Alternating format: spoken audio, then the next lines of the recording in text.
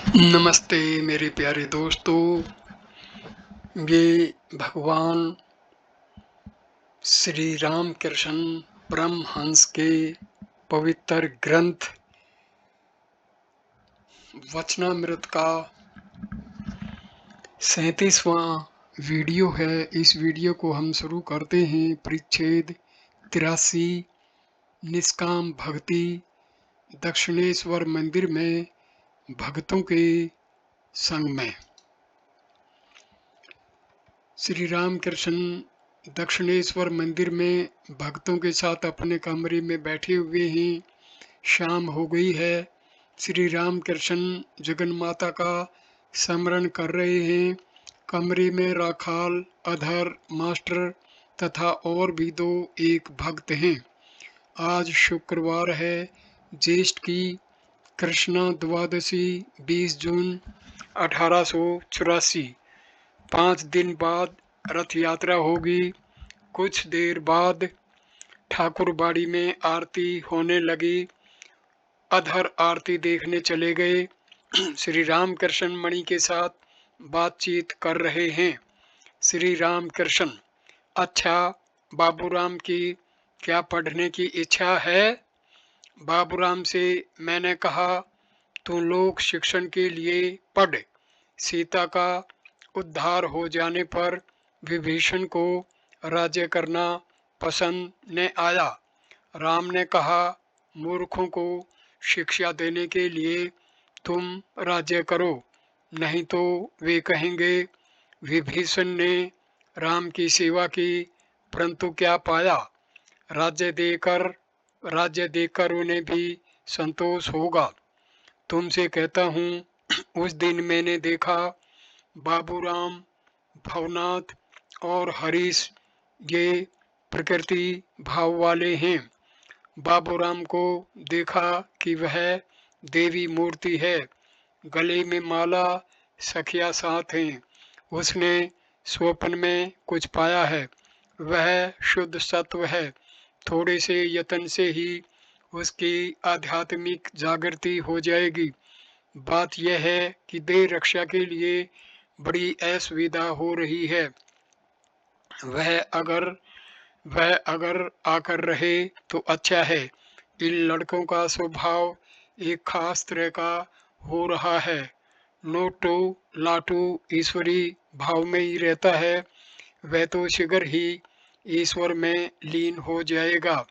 राखाल का स्वभाव ऐसा हो रहा है कि मुझे ही उसे पानी देना पड़ता है। मेरी सेवा वह विशेष नहीं कर सकता। बाबूराम और निरंजन, इन्हें छोड़कर और लड़के कौन हैं? अगर कोई आता है तो मालूम होता है कि उपदेश लेकर चला जाएगा, परंतु मैं खींच खांच कर बाबूराम को भी नहीं लाना चाहता। घर में गुलगपाड़ा मच सकता है। से मैं जब कहता हूँ चला क्यों नहीं आता, तब बार बार कहता है आप कुछ ऐसा ही कर दीजिए जिससे मैं आ सकूं। राखाल को देखकर रोता है, कहता है वह मजे में है। राखाल अब घर के बच्चे की तरह रहता है। जानता हूँ अब वह आसक्ति में पड़ नहीं सकता। कहता है वह सब फीका लगता है। उसकी स्त्री यहाँ आई थी, उम्र 14 साल की है। यहाँ होकर कौन नगर गई थी? उन लोगों ने उससे राखाल से कौन नगर जाने को कहा, पर वह न गया। कहता है आमोद प्रमोद अब अच्छा नहीं लगता। अच्छा, निरंजन को तुम क्या समझते हो? मास्टर जी बड़े अच्छे चेहरे मोरे का है। श्री राम कृष्ण: नहीं, सिर्फ चेहरा मोरा नहीं, सरल है। सरल होने पर सहज ही ईश्वर को लोग पा जाते हैं। सरल होने पर उपदेश भी शीघ्र सफल हो जाता है। जोती हुई जमीन कंकड़ का नाम नहीं, बीज पड़ते ही पेड़ उग जाता है, फल भी शीघ्र आ जाते हैं। निरंजन विवाह नहीं करेगा, तुम क्या कहते हो? कामिनी और कांचल यही बांधते हैं न? मास्टर जी हाँ। श्री राम कृष्ण, पान तम्बाकू के छोड़ने से क्या होगा? कामिनी और कांचन का त्याग ही त्याग है। भाव में मन देखा, यद्यपि वह नौकरी करता है फिर भी उसे दोष स्पर्श नहीं कर सका। माँ के लिए नौकरी करता है, इसमें दोष नहीं है। तुम जो काम करते हो इसमें दोष नहीं है, यह अच्छा काम है। नौकरी करके जेल गया, बद्ध हुआ, बेड़ियां पहनी, फिर मुक्त हुआ। मुक्त होने के बाद क्या वह नाचने कूदने लगता है? नहीं, वह फिर नौकरी करता है। इसी प्रकार तुम्हारी भी इच्छा स्वयं के लिए कोई धन संचय करने की नहीं है। ठीक है, तुम्हें तो केवल अपने कुटुंब के निर्वाह के लिए ही चिंता है, नहीं तो सचमुच वे और कहाँ जाएं। मणि, यदि कोई उनकी जिम्मेदारी ले ले तो मैं निश्चिंत हो जाऊं।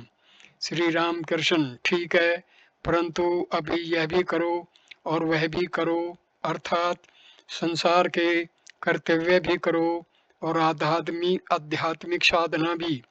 मणि, सब कुछ त्याग सकना बड़े भाग्य की बात है। श्री राम कृष्ण, ठीक है, परंतु जैसे जिसके संस्कार, तुम्हारा कुछ कर्म अभी बाकी है, उतना हो जाने पर शांति होगी, तब तुम्हें वह छोड़ देगा। अस्पताल में नाम लिखाने पर सहज ही नहीं छोड़ते, बिल्कुल अच्छा होने पर छोड़ते हैं। यहाँ जो भक्त आते हैं उनके दो दर्जे हैं। एक दर्जे के हैं वे कहते हैं हे ईश्वर हमारा उद्धार करो। दूसरे दर्जे वाले अंतरंग हैं, वे यह बात नहीं कहते। दो बातें जानने से ही उनकी बन जाती है। एक तो यह कि मैं श्री राम कृष्ण कौन हूँ, दूसरी यह कि वे कौन हैं, मुझसे उनका क्या संबंध है। तुम इस श्रेणी के हो, नहीं तो और कोई क्या इतना कर सकता था। भवनाथ बाबूराम का प्रकृति भाव है। हरीश स्त्रियों का कपड़ा पहनकर सोता है। बाबूराम ने भी कहा है मुझे वही भाव अच्छा लगता है, बस मिल गया। यही भाव भवनाथ का भी है। नरेंद्र, राखाल, निरंजन, इन लोगों का पुरुष भाव है। अच्छा, हाथ टूटने का क्या अर्थ है? पहले एक बार भावावस्था में दांत टूट गया था, अब की बार भावावस्था में हाथ टूट गया। मणि को चुपचाप बैठे देखकर श्री रामकृष्ण, आप ही आप कह रहे हैं हाथ टूटा सब अहंकार निर्मूल करने के लिए। अब भीतर मैं कहीं खोजने पर भी नहीं मिलता। खोजने को जब जाता हूँ तो देखता हूँ वे हैं। पूर्ण रूप से अहंकार नष्ट हुए बिना उन्हें कोई पा नहीं सकता। चातक को देखो, मिट्टी में रहता है पर कितने ऊंचे पर चढ़ता है। कभी कभी देह कांपने लगती है कि कहीं विभूतियां ने आ जाएं। इस समय अगर विभूतियों का आना हुआ तो यहाँ अस्पताल दवाखाने खुल जाएंगे। लोग आकर कहेंगे मेरी बीमारी अच्छी कर दो। क्या विभूतियाँ अच्छी होती हैं? मास्टर जी नहीं, आपने तो कहा है 8 विभूतियों में से एक के भी रहने पर ईश्वर नहीं मिल सकता। श्री रामकृष्ण, बिल्कुल ठीक है, जो हीन बुद्धि हैं वे ही विभूतियाँ चाहते हैं। जो आदमी बड़े आदमी के पास कुछ प्रार्थना कर बैठता है उसकी फिर खातिरदारी नहीं होती। उसे फिर एक ही गाड़ी पर बड़े आदमी के साथ चढ़ने का सौभाग्य नहीं होता। यदि उसे वह चढ़ाता भी है तो पास बैठने नहीं देता। इसीलिए निष्काम भक्ति, अहेतु की भक्ति सबसे अच्छी होती है। साकार निराकार दोनों ही सत्य हैं। अच्छा, साकार और निराकार दोनों सत्य हैं। क्यों? निराकार में मन अधिक देर तक नहीं रहता, इसलिए भक्त साकार को लेकर रहते हैं। कप्तान ठीक कहता है, चिड़िया ऊपर उड़ती हुई जब थक जाती है, तब फिर डाल पर आकर विश्राम करती है। निराकार के बाद साकार। तुम्हारे अड्डे में एक बार जाना होगा। भावावस्था में देखा, अधर का घर, सुरेंद्र का घर, बलराम का घर, ये सब मेरे अड्डे हैं। वे यहाँ आए या ना आए, मुझे इसका हर्ष दुख नहीं। मास्टर जी, ऐसा क्यों होगा? सुख का बोध होने से ही तो दुख होता है। आप सुख और दुख के अतीत हैं। श्री राम कृष्ण, हाँ, और मैं देख रहा हूँ बाजीगर और उसका खेल। बाजीगर ही नित्य है और उसका खेल अनित्य है, स्वप्नवत। जब चंडी सुनता था तब यह बोध हुआ था, शुभ और निशुंभ का जन्म हुआ। थोड़ी ही देर में सुना उनका विनाश हो गया। मास्टर जी, मैं कालना में गंगाधर के साथ जहाज पर जा रहा था। जहाज के धक्के से एक नाव उलट गई। उस पर 20-25 आदमी सवार थे, सब डूब गए। जहाज के पीछे उठने वाली तिरंगों के फैन की तरह सब लोग पानी के साथ मिल गए। अच्छा, जो मनुष्य बाजीगरी देखते हैं, क्या उसमें दया होती है? क्या उसे अपने उत्तरदायित्व का बोध रहता है? उत्तरदायित्व का बोध रहने पर ही तो मनुष्य में दया होगी न। श्री राम कृष्ण, वह ज्ञानी सब देखता है, ईश्वर, माया, जीव, जगत, वह देखता है। माया, विद्या माया और अविद्या माया, जीव और जगत, ये हैं भी और नहीं भी हैं। जब तक मैं अपना मैं रहता है, तब तक वे भी रहते हैं। ज्ञान रूपी खंग के द्वारा, खड़ग के द्वारा उन्हें काट डालने पर भी कुछ नहीं रह जाता। तब अपना मैं फिर बाजीगर का तमाशा हो जाता है। मणि विचार कर रहे हैं। श्री रामकृष्ण ने कहा, किस तरह जानते हो? जैसे 25 दल वाले फूल को एक ही बार से काटना। कर्तृत्व, राम राम, सुखदेव, शंकराचार्य, इन लोगों ने विद्या का मैं रखा था। दया मनुष्य की नहीं, दया ईश्वर की है। विद्या के मैं के भीतर ही दया है। विद्या का मैं वे ही हुए हैं। तुम चाहे लाख बार यह अनुभव करो कि यह सब तमाशा है, पर हो तो तुम उन्हीं के अंडर। अंडर यानी अधीन। उनसे तुम बच नहीं सकते। तुम स्वाधीन नहीं हो। वे जैसा कराएं वैसा ही करना होगा। वह आद्या शक्ति जब ब्रह्म ज्ञान देगी, तब ब्रह्म ज्ञान होगा, तभी तमाशा देखा जाता है, नहीं तो नहीं। जब तक थोड़ा भी मैं है, तब तक उस आद्या शक्ति का इलाका है। उन्हीं के अंडर हो, उन्हें छोड़ जाने की गुंजाइश नहीं है। आद्या शक्ति की सहायता से ही अवतार लीला होती है। उन्हीं की शक्ति से अवतार अवतार कहलाते हैं, तभी अवतार कार्य कर सकते हैं। सब माँ की शक्ति है। काली बाड़ी के पहले वाले खजांची से जब कोई कुछ ज्यादा चाहता था, तब वह कहता था, 2-3 दिन बाद आना, मालिक से पूछ लूं। कली के अंत में कल्कि अवतार होगा। वे ब्राह्मण बालक के रूप में जन्म लेंगे। एकाएक उनके एक घोड़ा और तलवार आ जाएगी। अधर आरती देखकर आए, आसन ग्रहण किया। भुवन मोहिनी नाम की धाई कभी कभी श्री राम कृष्ण के दर्शन के लिए आया करती है। श्री राम कृष्ण सब की चीजें नहीं ग्रहण कर सकते, विशेषकर डॉक्टरों, कविराजों और धाइयों की नहीं ले सकते। घोर कष्ट देखकर भी वे लोग रुपया लेते हैं, इसीलिए श्री राम कृष्ण उनकी चीजें नहीं ले सकते। श्री राम कृष्ण। अधर से भुवन मोहिनी आई थी। 25 बम्बई आम और संदेश रसगुल्ले लाई थी। मुझसे कहा, एक आम आप भी लीजिए। मैंने कहा, नहीं, पेट भरा हुआ है।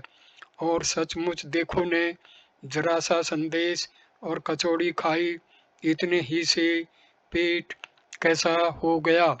केशव सेन की माँ, बहन आदि सब आई थी, इसलिए उनका दिल बहलाने के लिए मुझे नाचना पड़ा था। और मैं क्या करूं, उन्हें कितनी चोट पहुंची है। परिच्छेद 84। कली में भक्ति योग, भाग 1। श्री राम कृष्ण और शशधर पंडित। आज रथ यात्रा है, बुधवार 25 जून 1884, आषाढ़ की शुक्ला द्वितीया। आज सुबह श्री राम कृष्ण ईशान के घर निमंत्रित होकर आए हैं। ईशान का घर ठनठनिया में है। यहाँ पहुंचकर श्री राम कृष्ण ने सुना शशधर पंडित जी पास ही कॉलेज स्ट्रीट में चटर्जियों के यहाँ हैं। पंडित जी को देखने की उनकी बड़ी इच्छा है। पिछले पहर पंडित जी के यहाँ जाना निश्चित हुआ।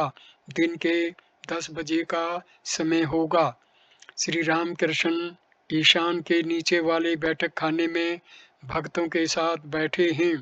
ईशान के मुलाकाती भाटपाड़ा के 2 एक ब्राह्मण थे, जिनमें एक भागवत के पंडित भी थे। श्री राम कृष्ण के साथ हाजरा तथा और भी 2 एक भक्त आए हैं। श्रीश आदि ईशान के लड़के भी हैं। एक भक्त और आए हैं। ये शक्ति के उपासक हैं। माथे पर सिंदूर का बुंदा लगाए हैं। श्री राम कृष्ण आनंद में हैं। सिंदूर का बुंदा देकर हंसते हुए कहा, इन पर तो मार्क लगा हुआ है। कुछ देर बाद नरेंद्र और मास्टर अपने अपने मकान से आए। दोनों ने श्री राम कृष्ण को प्रणाम करके उनके पास ही आसन ग्रहण किया। श्री राम कृष्ण ने मास्टर से कहा था, अमुक दिन में ईशान के घर जाऊंगा, तब वहीं नरेंद्र को साथ लेकर मिलना। श्री राम कृष्ण ने मास्टर से कहा, उस दिन मैं तुम्हारे यहाँ जा रहा था, तुम कहाँ रहते हो? मास्टर जी, अब शाम पुकुर तेलीपाड़ा में स्कूल के पास रहता हूँ। श्री राम कृष्ण, आज स्कूल नहीं गए? मास्टर जी, आज रथ की छुट्टी है। नरेंद्र के पितृयोग के बाद से घर में बड़ी तकलीफ है। वे ही अपने पिता के सबसे बड़े लड़के हैं। उनके छोटे छोटे कई भाई और बहनें हैं। पिता वकील थे, परंतु कुछ छोड़कर नहीं जा सके। परिवार के भोजन वस्त्र के लिए नरेंद्र नौकरी तलाश रहे हैं। श्री राम कृष्ण ने नरेंद्र को किसी काम में लगा देने के लिए ईशान आदि भक्तों से कह रखा है। ईशान कंट्रोलर जनरल के ऑफिस में कर्मचारियों के एक अध्यक्ष थे। नरेंद्र के घर की तकलीफ सुनकर श्री राम कृष्ण सदा ही चिंतित रहते हैं। श्री राम कृष्ण नरेंद्र से, मैंने ईशान से तेरे लिए कहा है। ईशान एक दिन वहाँ दक्षिणेश्वर में रहा था, तभी मैंने उससे तेरी बात कही थी। बहुतों के साथ उसका परिचय है। ईशान ने श्री राम कृष्ण को निमंत्रण देकर बुलाया है। इस उपलक्ष्य में अपने कई दूसरे मित्रों को भी न्योता भेजा है। गाना होगा, पखावज तबला और तानपुरे का इंतजाम किया जा रहा है। घर से एक आदमी थोड़ा सा मैदा दे गया पखावज में लगाने के लिए। 11 बजे का समय होगा। ईशान की इच्छा है कि नरेंद्र गावें। श्री राम कृष्ण ईशान से, इस समय मैदा, तो अभी भोजन को बड़ी देर होगी। ईशान, सहा सजीनी, ऐसी कुछ देर नहीं है। भक्तों में कोई कोई हंस रहे हैं। भागवत के पंडित भी हंसकर एक संस्कृत श्लोक कह रहे हैं। श्लोक की आवृत्ति हो जाने पर पंडित जी उसकी व्याख्या कर रहे हैं। कहते हैं, दर्शन आदि शास्त्रों से काव्य मनोहर है। जब काव्य का पाठ होता है, लोग उसे सुनते हैं, तब वेदांत, सांख्य, न्याय, पातंजलि ये सब रूखे जान पड़ते हैं। काव्य की अपेक्षा गीत मनोहर है। संगीत को सुनकर पाषाण हृदयों का भी हृदय दुर्वित हो जाता है। यद्यपि गीतों में इतना आकर्षण होता है, तथापि सुंदरी स्त्री की तुलना में वह कम है। यदि एक सुंदर स्त्री यहाँ से निकल जाए तो न किसी का मन काव्य में लगेगा, न कोई गीत ही सुनेगा। सब के सब उस स्त्री को देखने लगेंगे, और जब भूख लगती है तब काव्य गीत नारी कुछ भी अच्छी नहीं लगती। अन्य चिंता चमत्कारा। श्री राम कृष्ण से हास्य ये रसिक हैं। पखावज बंद गया। नरेंद्र गा रहे हैं। गाना शुरू होने से कुछ पहले ही श्री राम कृष्ण ऊपर के बैठक खाने में विश्राम करने के लिए चले गए। साथ मास्टर और श्रीश भी गए। यह बैठक खाना रास्ते के ऊपर है। मास्टर ने श्री राम कृष्ण से श्रीश का परिचय कराया। कहा, ये पंडित हैं और प्रकृति के बड़े शांत हैं। बचपन ही से ये मेरे साथ पढ़ते थे, अब ये वकालत करते हैं। श्री राम कृष्ण, इस तरह के आदमी भी वकालत करें? मास्टर भूलकर उस रास्ते में चले गए हैं। श्री राम कृष्ण, मैंने गणेश वकील को देखा है, वहाँ दक्षिणेश्वर में बाबुओं के साथ कभी कभी जाता है। पन्ना वकील भी जाता है। सुंदर तो नहीं है पर गाता अच्छा है। मुझे मानता भी खूब है, बड़ा सरल है। श्री से, आपने किसे सार वस्तु सोचा? श्री, ईश्वर हैं और वे ही सब कर रहे हैं, परंतु उनके गुणों के संबंध में हमारी जो धारणा है वह ठीक नहीं। आदमी उनके संबंध में क्या धारणा कर सकता है? अनंत खेल है उनके। श्री राम कृष्ण, बगीचे में कितने पेड़ हैं, पेड़ों में कितनी डालियां हैं, इन सब का हिसाब लगाने से तुम्हारा क्या काम? तुम बगीचे में आम खाने के लिए आए हो, आम खाकर चले जाओ। उनमें भक्ति और प्रेम के लिए आदमी मनुष्य का जन्म पाता है। तुम आम खाकर चले जाओ। तुम शराब पीने के लिए आए हो तो शराब वाले की दुकान में कितने मन शराब है, इन सब का हिसाब करने से क्या प्रयोजन? तुम्हारे लिए तो एक गिलास ही काफी है। अनंत लीलाओं के जानने से तुम्हें मतलब? कोटि कोटि वर्ष तक उनके गुणों का विचार करने पर उनके गुणों का अल्पांश भी न समझ पाओगे। श्री राम कृष्ण कुछ देर चुप रहकर फिर बातचीत करने लगे। भाटपाड़ा के एक ब्राह्मण भी बैठे हैं। श्री राम कृष्ण मास्टर से, संसार में कुछ नहीं, इनका ईशान का संसार अच्छा है, यही खैर है। नहीं तो अगर लड़के वैश्यागामी, गंजेड़ी, शराबी और उद्दंड होते तो तकलीफ की हद हो जाती। सबका मन ईश्वर पर, विद्या का संसार ऐसा अक्सर नहीं देख पड़ता। ऐसे दो चार ही घर देखे, नहीं तो बस झगड़ा, तू मैं, हिंसा और फिर रोग शोक दरिद्र। यदि यही देखकर कहा, माँ इस शीश में मोड़ घुमा दो। देखने नरेंद्र कैसी विपत्ति में पड़ गया। बाप मर गया, घर वाले खाने को नहीं पाते, नौकरी की इतनी चेष्टा हो रही है, फिर भी कोई प्रबंध नहीं होता। अब देखो क्या करें। मास्टर, पहले तुम यहाँ इतना आते थे, अब उतना क्यों नहीं आते? जान पड़ता है बीबी से प्रेम इस समय बढ़ा हुआ है। अच्छा है, दोष क्या है? चारों ओर कामनी कांचन है। इसीलिए कहता हूँ, माँ अगर कभी शरीर ग्रहण करना पड़े तो संसारी न बना देना। भाटपाड़ा के ब्राह्मण, यह आपने कैसा कहा? गृहस्थ धर्म की तो बड़ी प्रशंसा है। श्री राम कृष्ण, हाँ परंतु बड़ा कठिन है। श्री राम कृष्ण दूसरी बातें करने लगे। श्री राम कृष्ण मास्टर से, हम लोगों ने कैसा अन्याय किया। वे लोग गा रहे, नरेंद्र गा रहा है और हम लोग चले आए। भाग दो। कली का मतलब कलियुग में भक्ति योग। दोपहर 4 बजे के करीब श्री रामकृष्ण गाड़ी पर चढ़े। बड़े ही कोमलांग हैं, बड़ी सावधानी से देह की रक्षा होती है, इसलिए रास्ते चलते तकलीफ होती है। गाड़ी न होने पर थोड़ी दूर चलते हैं तो बड़ा कष्ट होता है। गाड़ी पर चढ़कर भाव समाधि में मगन हो गए। उस समय नन्ही नन्ही बूंदों की वर्षा हो रही थी। आकाश में बादल छाए हैं, रास्ते में कीचड़ है। भक्तगण गाड़ी के पीछे पीछे पैदल चल रहे हैं। उन्होंने देखा रथ यात्रा का स्वागत लड़के ताड़ के पत्ते की बांसुरी बजाकर कर रहे थे। गाड़ी मकान के सामने पहुंची। द्वार पर घर के मालिक और उनके आत्मियों ने आकर स्वागत किया। ऊपर जाने की सीढ़ी के बगल में बैठक खाना है। ऊपर पहुंचकर श्री राम कृष्ण ने देखा शशधर उनकी अभ्यर्थना के लिए आ रहे हैं। पंडित जी को देखकर मालूम हुआ कि वे यौवन पार कर चुके हैं, प्रौढ़ावस्था को प्राप्त हैं। रंग साफ गोरा है, गले में रुद्राक्ष की माला पड़ी है। उन्होंने बड़े विनय भाव से श्री राम कृष्ण को प्रणाम किया, फिर साथ ही उन्हें घर ले गए।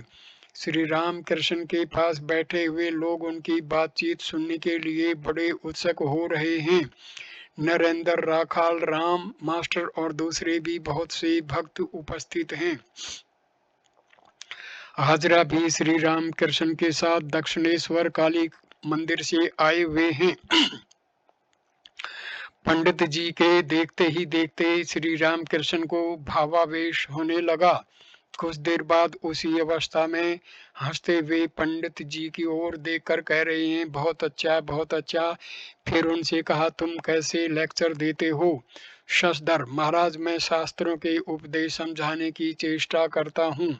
श्री राम कृष्ण, कली काल के लिए नारदीय भक्ति है। शास्त्रों में जिन सब कर्मों की बात है उनके साधन के लिए अब समय कहाँ है। आजकल के बुखार में 10 मूल पाचन की व्यवस्था ठीक नहीं। 10 मूल पाचन देने से इधर रोग ऐंठ जाता है। आजकल बस फीवर मिक्सचर कर्म करने के लिए अगर कहते हो तो केवल सार की बात कह दिया करो। मैं आदमियों से कहता हूँ, तुम आपो धन्यन्या, इतना यह सब ने कहना होगा। गायत्री के जब से ही तुम्हारी बन जाएगी। अगर कर्म की बात कहनी हो तो ईशान की तरह के 2-1 कर्मियों से कह सकते हो। लाख लेक्चर दो परंतु विषी मनुष्यों को कुछ कर नहीं सकोगे। पत्थर की दीवार में क्या कभी कील काट सकते हो? कील खुद चाहे टूट जाए मुड़ जाए पर पत्थर का कुछ नहीं हो सकता। तलवार की चोट से घड़ियाल का क्या बिगड़ सकता है?